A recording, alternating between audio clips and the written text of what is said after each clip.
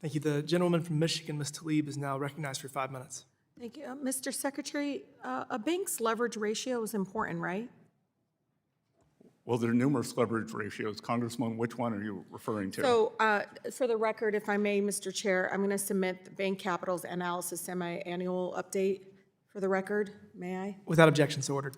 I want to talk about the way that we look at global systematic important banks, what do you guys call it, G-SIBs, is that right? That's correct. That's what I'm talking about. They're banking organizations that could trigger a financial crisis if they failed, correct? And they could trigger a financial crisis by not lending. Yeah, so the leverage ratio is important when we look at it, right?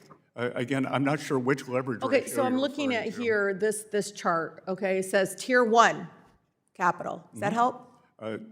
Tier 1, that's helpful. Okay, so I know it's kind of hard to see, but the green line is the community banks. You see how high that cushion is? That it's about what, almost 11%? I know you can't see it. It's fine. I was going to enlarge it for As an act of good you. faith, I'll take your word. Yeah, so the largest bank capital analysis for the Federal Reserve Bank of Kansas City, it shows that last June, the Tier 1 leverage ratio of community banks was at 10.83%. For the banks that pose the largest threat to global system, what they call G-SIBs, this is the big banks, the ones who take all the risks. You know this, right? Their supplementary leverage ratio was about 5.8%. That's a huge difference, right? Correct? Okay, I'm getting there, I promise. Do you think the largest, most complex banks are roughly half are as risky in the threat that they pose to the financial system as a community bank in my district?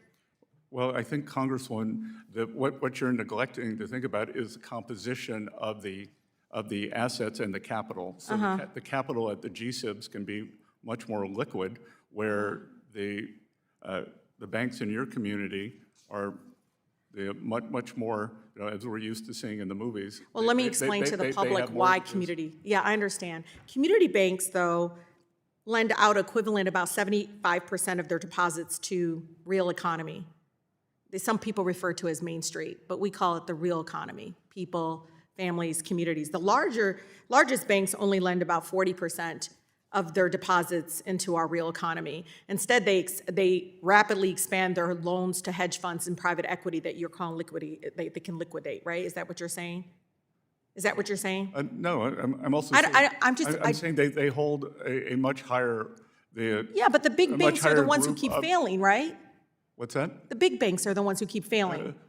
No, many small banks Well, fail that's too. because they're getting pushed out. We're not actually supporting community banks. Well, as I've said, I think more than 100 times today, I support community banks, and what I don't want to see you could say it, but you got to do something about it. But listen, so Trump's I've met with more than 200 I know, community Mr. bankers. Secretary, but this is pretty bad.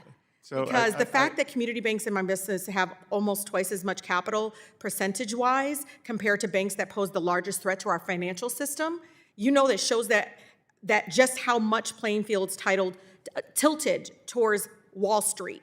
You understand that, right? That's where the risk is. The big banks do far less for our real economy, for everyday people, and that's what I'm trying to say, because Trump's regulators recently, finalized a rule to modify the supplementary leverage ratio that apply to the largest banks. Many former regulators and experts have warned that such step will actually undermine the safety and soundness of our largest banks. The final rule will result in a reduction of about $219 billion, about 28%, in capital at the bank subsidiaries of global systematic important banks, G-SIBs. Again, my residents don't know this, but the thing is they end up with having to pay the cost when they fail.